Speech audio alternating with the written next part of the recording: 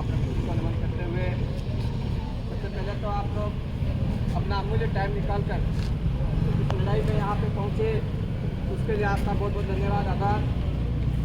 श्री मांगीलाल जी ने बताया कि अपन लोग आज यहाँ पे क्यों इकट्ठा हुए हैं।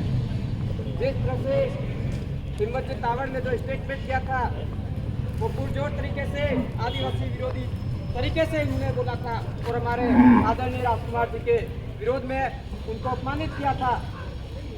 सिर्फ राजकुमार जी को अपमानित नहीं करके हमारे पूरे समुदाय को ठेस पहुंची थी और इस तरह से इन युवाओं में आक्रोश है। जिस तरह से उन्होंने स्टेटमेंट दिया था, उन्होंने बताया था कि हम रामायण को राम भगवान मानते हैं, तो हम उनको कहना चाहते हैं कि एनसीईआरटी की बुक में राम को और कृष्ण को काल्पनिक बताया गया है, तो इसका विरोध आप लोगों ने क्यों नहीं किया।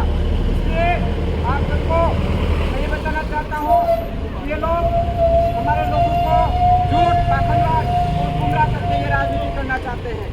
इसलिए आप सभी साथियों को भी सोचने और समझने की जरूरत है और हिम्मत तावड़ से भी हम ये सवाल करते हैं कि एक विधायक पुरजोर तरीके से दलित आदिवासियों के लिए विधानसभा में आवाज उठाता है, उसको दबाने के लिए अगर आप इस तरह से पुतला जलाते हो और ज्ञापन देते हो, तो आप लोगों ने हमारे समाज में इतनी बड़ी बड़ी घटना हुई है, उसके लिए कभी ज्ञापन नहीं दिया।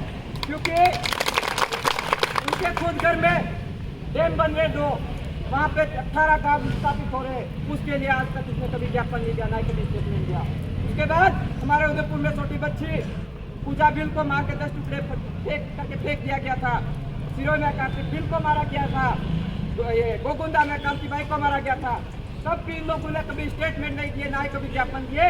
तो इस तरह से जो हमारे आदिवासियों के लिए आवाज उठा रहा है, हक अधिकार की बात कर रहा है, संविधान की बात कर रहा है, उस आदमी को दबाने के लिए कहीं कहीं ये षड्यंत्र रख रहे हैं। उस चीज को अपने को समझने की जरूरत है और शासन प्रशासन से भी हम ये निवेदन करते हैं और ये चेतावनी देने के लिए आए हैं कि आप लोग भी जो इस तरह से समाज में दरार पैदा करने का काम करे, झूठवाद और पाखंडवाद को बढ़ा रहे, उनके ऊपर तुरंत प्रभाव से एक्शन ले और कड़ी से कड़ी कार्रवाई करे। तो आने वाले टाइम में पूरे प्रदेश में बहुत आंदोलन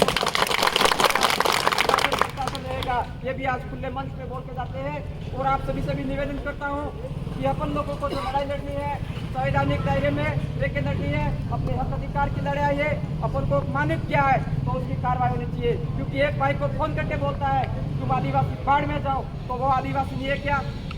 कोई एक सर्टिफिकेट लगा के वो डिग्री ले रहा है, एडवोकेट है, उसको इतना भी नॉलेज नहीं है कि मैं जिस भाई को गाली दे रहा हूँ मैं भी तो आदिवासी हूँ। तो इसलिए हम सब